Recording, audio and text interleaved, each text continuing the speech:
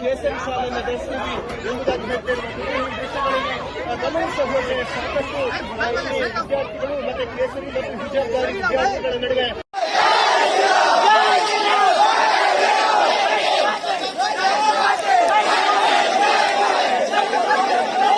आपने इन वीडियोज़ को देखा और वीडियोज़ को देखने से पहले, उसे समझने से पहले आप एक पैटर्न समझिए कि इसका पूरा बैकग्राउंड क्या है।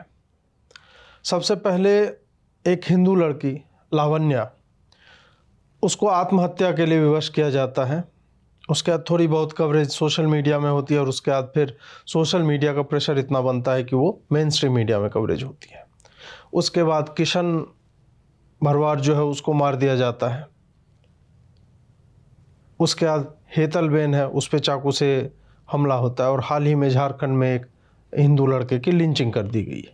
उसके बाद उडुपी में 6 लड़कियां जिन्हें पहले हमने नहीं देखा है कि वो हिजाब में आती थी, वो उसी क्लासरूम में उसी यूनिफॉर्म में बैठती हैं जैसे कि बाकी बच्चियां और लड़के बैठते हैं, जो नीले कलर का लोअर है और ऊपर जो है ऑफ वाइट या ग्रे कलर का आप कह सकते हैं कि कमीज या कुर्ता जो भी है, और नीला दुपट्टा है उनका, डार्क नीला। उसके बाद इनका कहना है कि उन्हें एजुकेशन डिनाई किया जा रहा है। आप सोचिए, एंट्री नहीं, वो मतलब कुछ लोग इसे कंफ्यूज कर रहे थे कि कॉलेज में एंट्री डिनाई नहीं, लड़कियों का कहना था कि उन्हें शिक्षा नहीं मिल रही है, अब हिजाब के कारण उन्हें एजुकेशन से महरूम किया जा रहा है। उसके बाद क्या होता है कि हिजाब इज़ माई राइट और हिजाब इज़ माई प्राइड, ये 2 चीज़ें ट्रेंड होने लगती हैं सोशल मीडिया पे। उसके बाद अचानक से वही लड़कियां, वही मुस्लिम महिलाएं और वही मुस्लिम पुरुष और सेलिब्रिटीज़ और इन्फ्लुएंसर्स जो पहले कभी हिजाब को एक रेग्रेसिव ड्रेस और उसे स्त्रियों पर थोपा गया, उसे पैट्रियार्की का एक सिंबल मानते थे, अचानक से इसे एक फीमेल का चॉइस का के और उसका fundamental right to practise religion, इससे जोड़ करके वही लोग दिखाने लगते हैं। उसके बाद कर्नाटका हाई कोर्ट में एक केस फाइल होती है और वहाँ कल जो सुनवाई में हुआ कि कोर्ट प्रेमाइसेस में कुरान और हदीस को कोट किया जा रहा है। न्यायालय के अंदर जहाँ supreme cheese constitution of India है, वहाँ पे हदीस कोट किया जा रहा है कि देखिए ये इस्लाम का अभिन्न अंग है, हिजाब अभिन्न अंग है। लेकिन मैंने तो नहीं देखा है कि सारी मुस्लिम लड़कियां जो है वो हिजाब पहनती हैं। खैर, उसके बाद जब ये केस फाइल हुआ था, सुनवाई तो कल हुई, जब केस फाइल हुआ था तो उसी के समय 2 मुस्लिम वेपन्स के साथ, लीथल वेपन्स के साथ उन्हीं जगहों पे पाए गए थे जहाँ पे ये प्रोटेस्ट चल रहा था। ये हिजाब में जो लड़कियां हैं वो प्रोटेस्ट कर रही थी और प्रोटेस्ट के 4 से 5 दिन के अंदर अचानक से हिजाब, जिसे हेड स्कार्फ कह के प्ले डाउन किया जा रहा था, वो फुल ऑन बुर्के में तब्दील हो चुका था, जो आपने वीडियोज में भी देखा। उसके बाद स्टोन पेल्टिंग होती है, पत्थरबाजी, और इस पत्थरबाजी ये कहीं एक जगह पे हो रही थी और दूसरे जगह एक शीरो, मतलब लड़की हीरो जो है वो इमर्ज करती है। उसकी वीडियो आपने देखी होगी कि वो स्कूटी पार्क करती है। आप सोचिए कि वीडियो उसके आने का शायद इंतज़ार हो रहा था कि वो आएगी। वो एक जगह स्कूटी पार्क करती है, वो स्कूल जा रही है पढ़ने, उसके पाँव में चप्पल नहीं है। आप वीडियो में ये सब देखेंगे और आगे हम उस पर विस्तार से चर्चा भी करेंगे। और वो जाती है और एक ग्रुप है लड़कों का जो जय श्री राम चिल्ला रहा है और उसके सामने वो अल्लाहू अकबर चिल्लाती है। ये आपको दिखाया गया और पूरा लिखा गया, if courage had a face, अगर साहस का कोई चेहरा होता तो ये लड़की होती। भले ही उसका चेहरा जो है बुर्के में कैद था और चेहरा दिख नहीं रहा था, सिर्फ आंखें दिख रही थी। इसी के सामने जिस पत्थरबाजी की मैं बात कर रहा हूँ, एक हिंदू लड़की के सर पे उसी पत्थरबाजी से चोट लगती है और वो गंभीर रूप से घायल है, जिसकी चर्चा कहीं पे भी नहीं हो रही है, जो कि आपने वीडियो में शुरुआत में देखा। उसके बाद रिपोर्ट्स आती है मीडिया में कि हिंदुओं ने वायलेंस करना शुरू कर दिया और वो मुस्लिम लड़कियों पे पत्थरबाजी कर रहे हैं, उसका रास्ता रोक रहे हैं। ये नहीं दिखाया गया कि जिस तरह से एक विद्यार्थियों का समूह अगर सैफरन जो है भगवा गमछा लिए हुए वो जय श्री राम के नारे लगा रहा है और उसके सामने एक लड़की जो कि पूरा स्टेज्ड है, ये आने वाले दिनों में पता चलेगा कि ये लदीदा और आयशा की ये डुप्लीकेट है, वही है, उसी पैटर्न पे चल रहा है। एक लड़की पैदल चलते हुए दिखाती है, उसको कहा गया कि हैकल्ड बाय गूंस, टेररिस्ट तक लिखा है जनता का रिपोर्टर ने। आतंकवादी बताया उन बच्चों को जिसने सिर्फ जय श्री राम चिल्लाने के अलावा न लड़की को टच किया कहीं पे, न उसको घेरा, न मॉब बनाया, कुछ नहीं किया। वो अपना प्रोटेस्ट कर रहे थे और वो उसके सामने आई, उसको किसी ने घेरा नहीं। उसके विपरीत जो वीडियो आपने हमने नहीं देखा है, वो ऐसे ही एक लड़का हिंदू लड़का है और उसके सामने 50 मुस्लिम लड़कियां और शायद उसमें महिलाएं भी हों, बॉडी स्ट्रक्चर से लगता है, वो बुर्के में वो चिल्ला रही हैं अल्लाह अकबर। मतलब सेम है, एकदम सिमिलर। उन लड़कियों ने भी लड़के को टच नहीं किया, ना पत्थरबाजी, कुछ नहीं किया। अगर वो हैकलिंग था कि एक लड़की खाली पांव पार्किंग में स्कूटी लगा के और स्कूल की तरफ बढ़ती है और दूसरे तरफ एक लड़का है वो भी बढ़ता है, एक तरफ उस लड़की को लड़के जो है उसके पीछे नारेबाजी कर रहे थे, यहाँ पे लड़कियां जो है लड़के के ऊपर नारेबाजी कर रहे हैं। हमने आपने क्या देखा ये हम सबको पता है। इसके बाद जो मुझे लगता है वो ये है कि ये सारा का सारा इसलिए किया जा रहा है क्योंकि अखिलेश यादव हो या ओवैसी हो, इन सब की हालत उत्तर प्रदेश में बहुत ही ख़राब है और इस तरह के घटना का जो स्टेट लेवल का, जो स्कूल का है एक, जो कि लोकल लेवल पे पूरा का पूरा एक तरह से आप कह सकते हैं कि डिस्पर्स किया जा सकता था, उसको नेशनल और इंटरनेशनल न्यूज़ बनाया गया। मलाला जैसी लड़कियों ने जो शिक्षा के लिए उस पाकिस्तान में, मतलब गोली उसके सर में मारी गई थी, जहां पे फंडामेंटलिज्म अपने पीक पे है, वो अब एक लड़की के बुर्का पहनने के राइट को लेकर चिंतित है और बोल रहे क्यों नहीं पहनने दिया जा रहा है। इसको नोबेल प्राइज उस कंट्री में मिला है।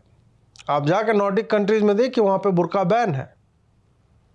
जहां पे ये रहती हैं, जहां ये आती जाते हैं, उनमें कई राष्ट्रों में बुर्का, निकाब, हिजाब ये सब कुछ बैन है सुरक्षा कारणों से, और वो कोई इस्लाम का भी नंग नहीं है। तो ये पूरा का पूरा वही है कि इसे इंटरनेशनलाइज करके फिर चर्चा हो और जो मुस्लिम वोटर हैं उत्तर प्रदेश के, और हमने देखा है जितने ग्राउंड रिपोर्ट्स हमारे रिपोर्टरों ने किया है या अन्य लोगों ने किया है कि ग्रामीण मुस्लिम जो हैं वो जान रहे हैं कि उनके जीवन में योगी ने एक अंतर पैदा किया है और वो उसको वोट देने के लिए तैयार बैठे हैं। तो इस कारण अब ये चलाया जा रहा है कि देखो भाजपा शासित राज्य में जो कि कर्नाटक है, वहाँ पे मुसलमानों को अपने रिलीजियस मजहबी प्रतीकों का या मजहबी चीज़ों का, मजहबी ड्रेस का प्रयोग नहीं करने दिया जा रहा है। जबकि आप ये बात जान लीजिए कि हाल ही में केरल में वहाँ की पुलिस के लिए वहाँ कैडेट्स जो है वॉलंटियर कर रही थी, उन्होंने बोला हिजाब पहनने, मना कर दिया गया। वहाँ मैंने पिछले एक वीडियो में आपको बताया, मेरा जो सटायर था 2 दिन पहले का, उसमें कि केरला में एक मुस्लिम एजुकेशन सोसाइटी है, 150 स्कूल उसके अंदर चलते हैं, 85,000 विद्यार्थी पढ़ते हैं, 15,000 का स्टाफ है, सब मुस्लिम है। और वहाँ पे उन्होंने 2019 के मई में बुर्का बैन किया हुआ था, हिजाब बैन किया हुआ था। उस पर कोई चर्चा नहीं होती। चर्चा इस पे होती है कि हिंदू शासित, भाजपा शासित राज्य में बुर्के को बैन किया गया है। अब आते हैं इस शीरों पर। ये वीडियो आपने शुरू में भी देखा और मैं यहाँ पे फिर इंसर्ट में चलाऊँगा, और आप गौर कीजिए। आप गौर इसलिए कीजिए कि एक जगह हिंदू लड़के प्रोटेस्ट कर रहे हैं, जय श्री राम के नारे लगा रहे हैं और उन्होंने सैफरन वो गमछा जो है डाला हुआ। एक लड़की स्कूटी से आती है और उसके स्कूटी से आने का वो प्रॉपर फिल्म किया जा रहा है। स्कूटी से आती है, स्कूटी लगाती है, खाली पांव पैदल, और क्लेम किया जा रहा है कि वो वहाँ की स्टूडेंट है जो पढ़ने जा रही। स्टूडेंट भी होगी, खाली पांव कौन जाता है पढ़ने? क्या ये भी इस्लाम का अभिन्न अंग है कि बुर्का पहन के फिर खाली पांव तो आपका दिख रहा है? फिर वो पढ़ने जाते हैं और उसके बाद वो उन लड़कों को जिसने उसे किसी भी तरह से फिजिकली हार्म करने की कोशिश नहीं की, वर्बली हाँ वो नारे लगा रहे थे, तो वो जो है उसकी तरफ जाकर अल्लाहू अकबर के नारे लगाती है। फिर वो आगे बढ़ने लगती है, लड़के भी फॉलो करते हैं, वो भी ज़ोर से चिल्लाते हैं। उसके बाद शायद टीचर थे या स्कूल का स्टाफ है, उसको अलग लेके जाता है। और इसी में आपको दिखेगा वही पैटर्न जो लदीदा फरजाना और आयशा राना, ये दोनों लड़कियां, वो जो एक नाइजीरियन कोई क्रांति की एक नायिका थी, कोई डांसर थी या जो भी थी, उसने ये ऐसे करके वो कार पे चढ़ के उसने जो है उसकी तस्वीर एक क्रांति के सिंबल के रूप में आती है। तो बिल्कुल उसी को कॉपी करते हुए ये लोग भी, जामिया के दंगे जब हुए थे 2019 के दिसंबर 15, 16, 17 को, जब लाइब्रेरी पे हमला हुआ था, तब वो आई थी और उसको पूरा शीरोज करके दिखाया गया था। बरखा दत्त ने उसकी इंटरव्यू ली थी और पूरा तुरंत ही आर्टिकल तैयार थे, वायर स्क्रॉल ये सब में लगातार आर्टिकल छपने लगते हैं। उसके बाद उसका जो है प्रोफाइल पिक्चर दिखने लगता है, हर जगह पे लोग जो है प्रोफाइल पिक्चर्स लगाने लगते हैं कि देखो हाँ ये करेज है, और वहाँ पे ऑपरेसिव गवर्नमेंट के अगेंस्ट ये किया जाए। उसी तरह जैसे ही इस लड़की ने ये किया और वो जब चल रही है वो भी नारे उसी तरह से लगाते हुए जा रही है। ये एक पैटर्न है, हाथ ऊपर उठा के और तुम जो है सशक्तिकरण की तरफ, मतलब बुर्का पहन के फीमेल एम्पावरमेंट हो रहा है, वैसे करते हुए वो चलती है। सेम पैटर्न है। उसके आते ही if courage had a face, बुर्के में छिपा हुआ चेहरा, मतलब if courage had a face, वो अपना चेहरा छुपा लेगी, ये दिखाना चाहते हैं। और वो फिर प्रोफाइल पिक्चर लोगों का बनने लगता है और हर तरफ से एक पूरा इकोसिस्टम शुरू होता है। और वो लड़की पूरी तरह से, कल तो पूरा शाम में चला ही है और आज भी हो सकता है कि जब ये वीडियो आप देख रहे होंगे तो पूरे दिन आपको दिखेगा कि एक एक मुस्लिम हैंडल जो भी है, जो अपने आप को पत्रकार कहते हैं, इन्फ्लुएंसर कहते हैं, फैक्ट चेकर कहते हैं, उन सब के आप जाके देखेंगे तो आपको दिखेगा कि इन सब ने कल से आज तक में एक एक आदमी ने, मुझे लगता है 50-50 ट्वीट किए होंगे इसी इंसिडेंट को लेके। ये होता है पावर इकोसिस्टम का, ये होता है इन्फ्लुएंस करने का, ये होता है कंडीशनिंग का, कि कैसे आपको प्रेरित किया जाता है, किस तरह से एक इमोरल एक्ट को, अनैतिक है ये, और अनैतिक क्यों है ये मैं आगे बताऊंगा कि शिक्षण संस्थानों में इस तरह की चीजें नहीं होनी चाहिए। It is against morality, it is against ethics and it is against religion. फिर आपको याद होगा जेएनयू में दीपिका पादुकोण आई थी शायद 5 जनवरी 2020 को, 5-6-7 के अराउंड आई थी। वहां पे भी जो है वो दंगा वंगा हो रहा था और सर्वर रूम तोड़ दिए थे इन वामपंथियों ने। वहां पे भी दीपिका ने, उसको जाना था शाहीन बाग, उसको अपनी फिल्म जो वो एसिड अटैक विक्टिम वाली फिल्म आई थी छपाक, उसके प्रमोशन के लिए जाना था। और पता चलता है कि नहीं, उससे बड़ी भीड़ जेएनयू में है, रास्ता मोड़ा जाता है। और चूंकि ये लोग एक एक शब्द कोच किया हुआ बोलते हैं, इनका अपना कुछ नहीं होता है, तो वहाँ पे वो जाके बस छाती तान के ऐसे करके खड़ी हो जाती है। और आधे घंटे के अंदर पब्लिसिटी टीम में दिखाता है कि मतलब हाँ ये भी हीरो हैं, ये भी शीरो हैं, और ये जो है रील वर्सेस रियल हीरो, और इस तरह की चीज़ें जो है दिखने लगती है। सारा का सारा प्रॉपरली कोरियोग्राफ्ड, प्रॉपरली स्टेज्ड है। इसलिए जब आप इन चीज़ों को देखते हैं तो take it with a pinch of salt. वहीं पे दूसरी लड़की का मैंने बताया कि उस लड़की का क्या हुआ कोई नहीं जानता है। सर फूट गया, उसको गोद में उठा के जो है उसके साथी जो है उसको ले जा रहे हैं हॉस्पिटल, उसको टांके लगेंगे। हो सकता है अगर गंभीर रूप से घायल हो तो उसे रिकवर करने में समय लगेगा। वो एक हिंदू लड़की थी, उसे मुस्लिम भीड़ का पत्थर लगा था, इसीलिए उसकी बात नहीं हो रही है। अब बात करते हैं कि हिजाब के बारे में कुरान क्या कहता है। ये मैं हाल ही में नीरज अत्री जी के शो पे था, उसमें भी जाके अगर आप देखना चाहें तो देख लें, वहाँ पे भी डिस्कशन हुआ है। उसमें कहा गया है कि तुम हिजाब पहनो। हिजाब क्यों पहनो? वुमेन को खास करके कहा गया है ताकि हम तुम्हें दूसरों से, स्लेव्स से, नौकरों से, मतलब गुलामों नौकरों से अलग मान सके, ताकि अगर कुछ ऐसी स्थिति आए जब उन्हें मारने पीटने का समय हो या लड़ने का समय हो तो हम तुम्हें अलग पा सके कि हाँ ये मुस्लिम है, इसको कुछ नहीं किया जाना चाहिए। एक ये रीजन था।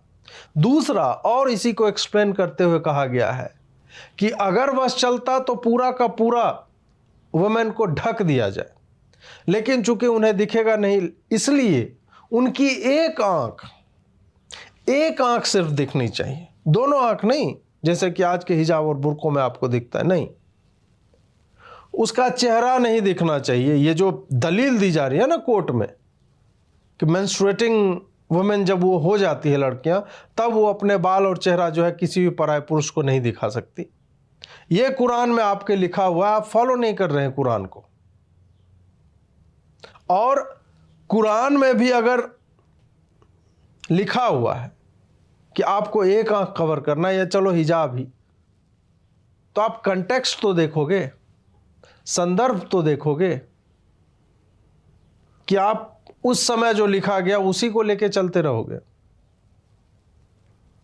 अगर सारे मुसलमान कुरान को फॉलो करते हैं तो क्यों सारी मुस्लिम महिलाएं बुर्के में नहीं निकलती?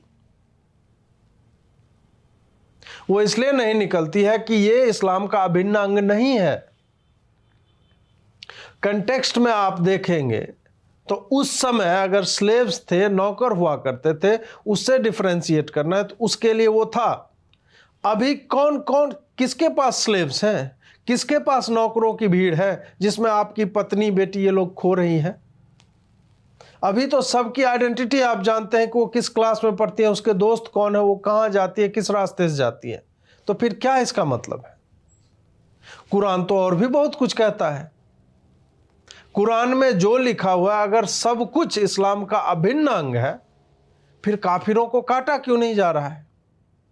नॉन बिलीवर्स जो भी हैं, जो भी गैर मुस्लिम हैं, उनके बारे में तो है कि आप एक सतत जंग की स्थिति में रहिए, उनको मार काट के आपको मिटाना है ताकि दारुल हर्ब, दारुल इस्लाम और ये जो भी उनके स्टेजेस में होते हैं, वो पूरी धरती जो है इस्लाम के उम्मा बन जाए। वो आप तो उसको भी फॉलो नहीं कर रहे हैं प्रॉपरली। ये तो लॉजिक ऑफ कन्वीनियंस हो गया ना। माले गनीमत भी फिर जो होता है नॉर्मलाइज कर दीजिए, रेप को नॉर्मलाइज कर दीजिए काफिरों के स्त्रियों का और उनकी बच्चियों का। आगे यही लॉजिक होगा ना, जब इस्लाम का अभिन्न अंग माना जा रहा है कि कुरान में जो भी लिखा हुआ है हम उसको बिना कंटेक्स्ट के, बाकी समय में आप कंटेक्स्ट खोजते हैं कि आज के समय में वीडियो आ गया, एंटरटेनमेंट आ गया, सिनेमा हॉल आ गया है, जो कि उस समय में नहीं थी। तो आप जो है उलेमाओं से, मौलवियों से इसके बारे में चर्चा करते हैं कि रोजे के समय में हम फिल्म देखें कि नहीं।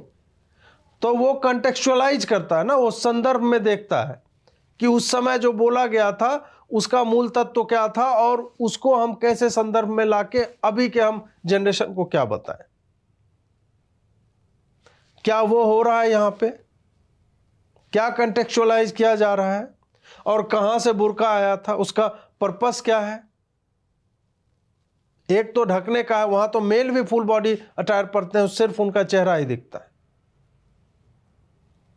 क्योंकि वो रेत से भरी हुई जगह है, वहां धूल उड़ती है, रेत की आंधी आती है, बालू की आंधी आती है, उससे बचना, उसका एक क्लाइमेटिक रीजन था, उसका एक पर्पस था। और उस चीज को जिसका एक फंक्शनल पर्पस है, उसको आप एक दूसरे क्लाइमेटिक कंडीशन में लाके और सिर्फ अपनी रिलीजियस आइडेंटिटी को असर्ट करना हुआ, because you can bloody do that. आप कर सकते हैं इसलिए कर रहे हैं, उसका कोई फंक्शनल पर्पस नहीं है। क्या ये लड़कियां मई और जून की गर्मी में बुर्का पहन के जाएंगे स्कूल? सिर्फ हिजाब नहीं बोला गया कुरान या हदीस में पहनने के लिए, बुर्के से ढकने बोला गया है, आंखों को ढकने बोला गया है। क्या ये लड़कियां जाएंगी? अगर इतनी ज्यादा ये मजहबी हो रही हैं, विल दे गो? ये कुछ प्रश्न हैं जो इनके माता पिता को और उन संस्थाओं को जो इसको पुश कर रहे हैं, जो इस चीज को कम्युनलाइज कर रहे हैं, इसका कोई पर्पस नहीं है स्कूलों में होने का। स्कूल के बारे में जब हम कहते हैं कि स्कूल क्या होता है आज के संदर्भ में, मजहबी नहीं है। मजहबी स्कूल मदरसा होता है, बाइबल का स्टडी ग्रुप हो गया। गुरुकुल एक तरफ से आप कहें तो धार्मिक विद्यालय है या वैदिक विद्यालय होते हैं, जहाँ का अपना बिल्कुल ही धार्मिक प्रोसीजर होता है, मजहबी प्रोसीजर होता है कि यहाँ पे क्या पढ़ाया जाएगा, किस तरह से आचरण किया जाएगा। उसके बाद आते हैं स्कूल्स, जो आधुनिक समय में हर जगह पे पूरे विश्व में होते हैं। स्कूल में यूनिफॉर्म होता है। भारत के संदर्भ में देखा जाए, यूएस के स्कूलों में नहीं होता यूनिफॉर्म, वहाँ बच्चे जो इच्छा होती है उस तरह से, वहाँ भी एक ड्रेस कोड है, आप डिसेंट ड्रेस पहन सकते हैं, आप जो है रिलीजियस सिंबल नहीं कैरी करें, इस तरह की चीज़ वहाँ पे भी वर्जित हैं बहुत सारी चीज़ें। यूनिफॉर्म का मतलब होता है वन फॉर्म, एक तरह का। स्कूल में बच्चे जाते हैं जो इस देश के नागरिक बनेंगे भविष्य में और नेशन बिल्डर्स होंगे। वो वहाँ पे आप क्या कर रहे हैं? वहाँ पे इन बच्चियों को आप एक रिलीजियस आइडेंटिटी दे रहे हैं और आप बोल रहे हैं कि तुम्हारी आइडेंटिटी पूरी की पूरी उस हिजाब में ही समेट दी गई, वही तुम्हारी आइडेंटिटी है। तुम्हारी आइडेंटिटी उस स्टूडेंट की नहीं है, तुम्हारी आइडेंटिटी भारत के नागरिक की नहीं है, तुम्हारी आइडेंटिटी किसी का मित्र होने में नहीं है, तुम्हारी आइडेंटिटी दुर्भाग्य से तुम्हारा मजहब बन गया है। जहाँ पे इक्वालिटी होनी चाहिए, जहाँ पे विद्यार्थी किस कास्ट से है, किस रिलीजन से है, किस क्षेत्र से है, उसकी आर्थिक स्थिति कैसी है, ये सब मिटाने की कोशिश होती है जब उसे एक यूनिफॉर्म में डाला जाता है और स्कूल बताता है कि आप इस रंग का ये कपड़ा पहनेंगी, इस रंग का ये कपड़ा पहनेंगी। आपकी किताबें सेम होती हैं, आपके जूते सेम होते हैं। वो इसलिए होता है कि सारी पहचान, सारी आइडेंटिटीज गौण हो जाए और बच्चे सिर्फ और सिर्फ विद्यार्थी, छात्र या छात्रा बनकर सब एक समान होकर वहां पे पढ़े। लेकिन यहां पे क्या हो रहा है कि यहां पे एक रिलीजन को हेजेमनी दिखाने के लिए उसकी कि हम ऐसा कर सकते हैं, इसलिए वो ऐसा किया जा रहा है। एक तरह से देखा जाए तो उनका एजुकेशन मेरा कंसर्न नहीं है, it is none of my business. वो मदरसे में पढ़ती हैं, अपने घर पे पढ़ती हैं, वो स्कूल में जाके पढ़ती हैं, इससे मेरा कोई लेना देना नहीं है। मैं चिंतित इसलिए हूं कि इसी तरह के दुष्कृत्य हमारे आधुनिक इतिहास में हुए हैं। जब एक अलीगढ़ मुस्लिम यूनिवर्सिटी बनती है और वहां से फिर भारत को तोड़ के पाकिस्तान और इवेंचुअली बांग्लादेश, दो हिस्से हमारे देश के तोड़ के अलग किए जाते हैं।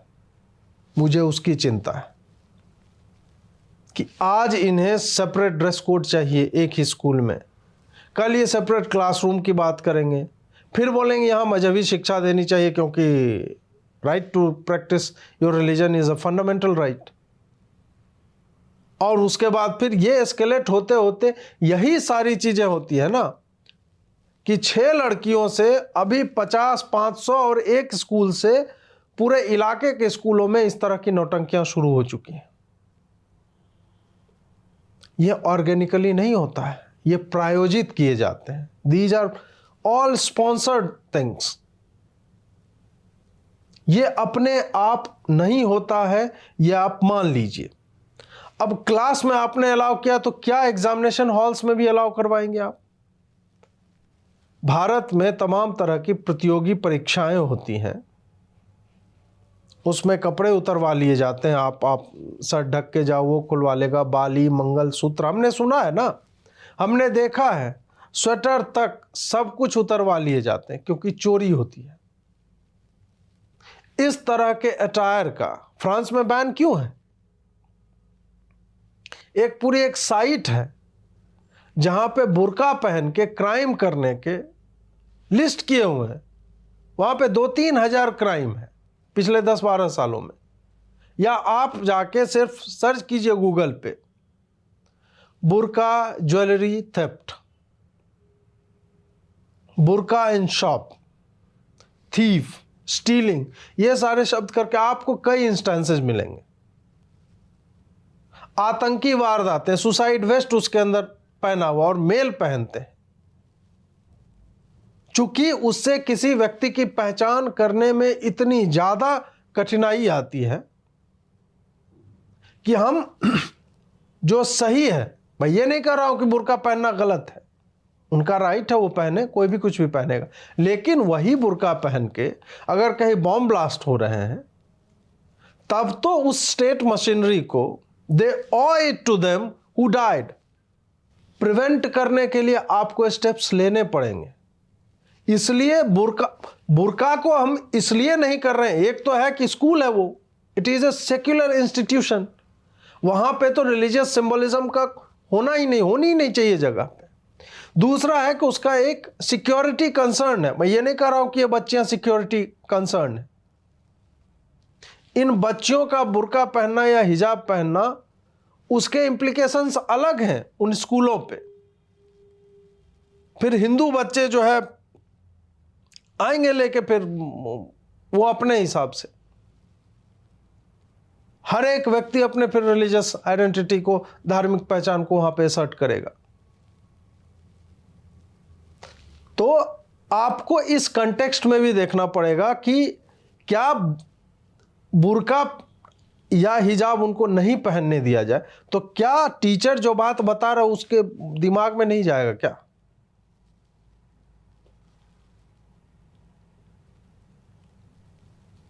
इन्हें मंदिरों में घुसना है। आपको याद होगा कि सबरीमाला के लिए जो सबसे ज्यादा हल्ला मचा रही थी वो एक मुस्लिम लड़की थी।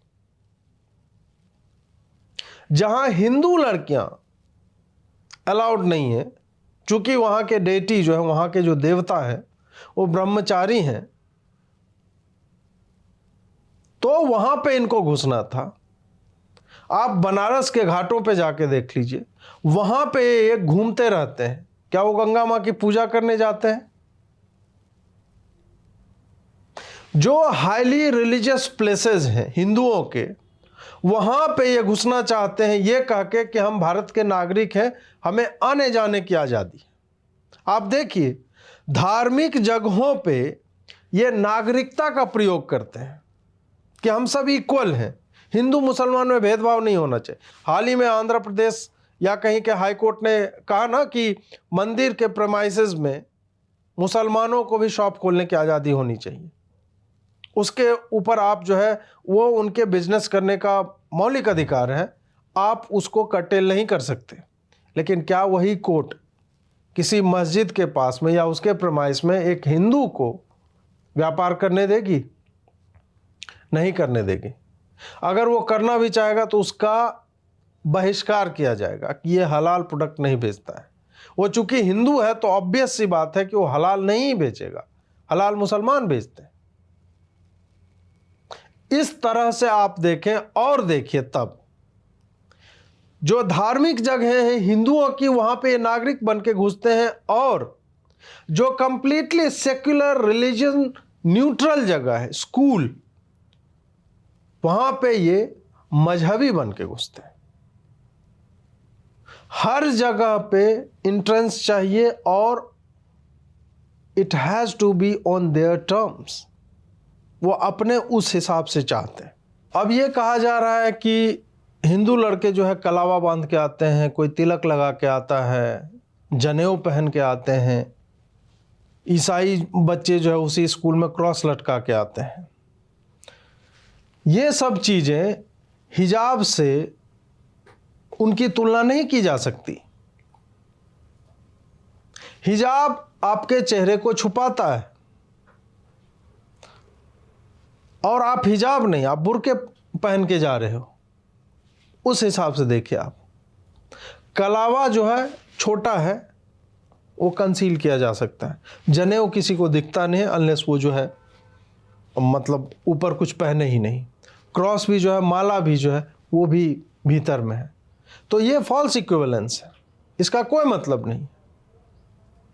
और ऐसे हमने देखे हैं कि मेहंदी लगा के बच्ची गई तो उसको जो है मारा पीटा गया, राखी बांध के जाने पे मारा पीटा गया, जो एक दिन का है, हर दिन का नहीं है। और अगर आपको उससे दिक्कत है तो स्कूल कर दे, ये पास कर दे कि कोई बच्चा पहन के नहीं आएगा।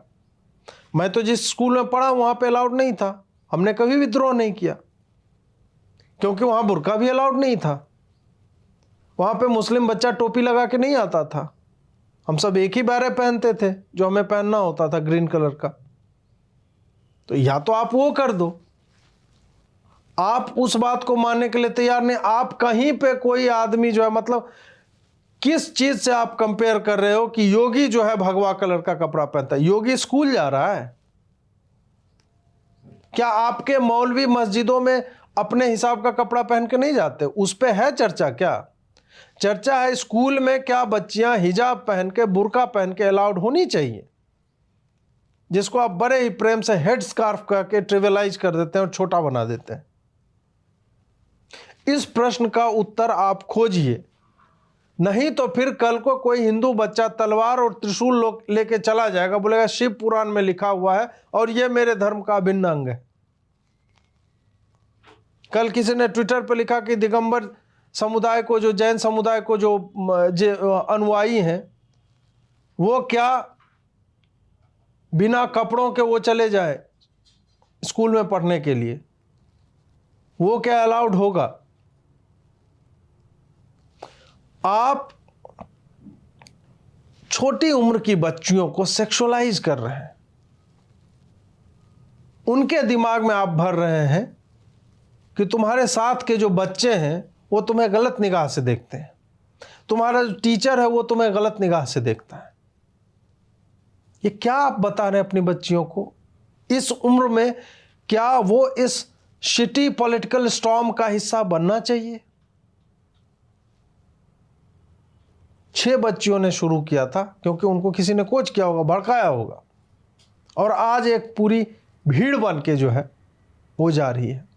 इसके कॉन्सिक्वेंसेज आपको पता नहीं है जो इनके समर्थन में है। आप लोग रोते गाते हो ना कि हमें फलाना सोसाइटी में जो है हमारा नाम सुन के हमें घर नहीं मिलता है। उसके पीछे कारण है, उसके पीछे यही कारण है। कल को कोई स्कूल जब पढ़ेगा कि वो बच्ची मुस्लिम है, उसके माता पिता मुस्लिम है, तो क्या वो उसको एडमिशन देने से पहले सोचेगा नहीं कि मेरे स्कूल में तो यूनिफॉर्म है, कल को ये आएगी बोलेगी हमको हिजाब पहनने दो, बुर्का पहनने दो, फिर मेरे स्कूल की इमेज खराब होगी। तो इफेक्टिवली आप उसी रिलीजन की बच्चियों को हार्म कर रहे हैं, उसी एजुकेशन को हार्म कर रहे हैं जिसके लिए आप चैंपियन बन रहे हैं।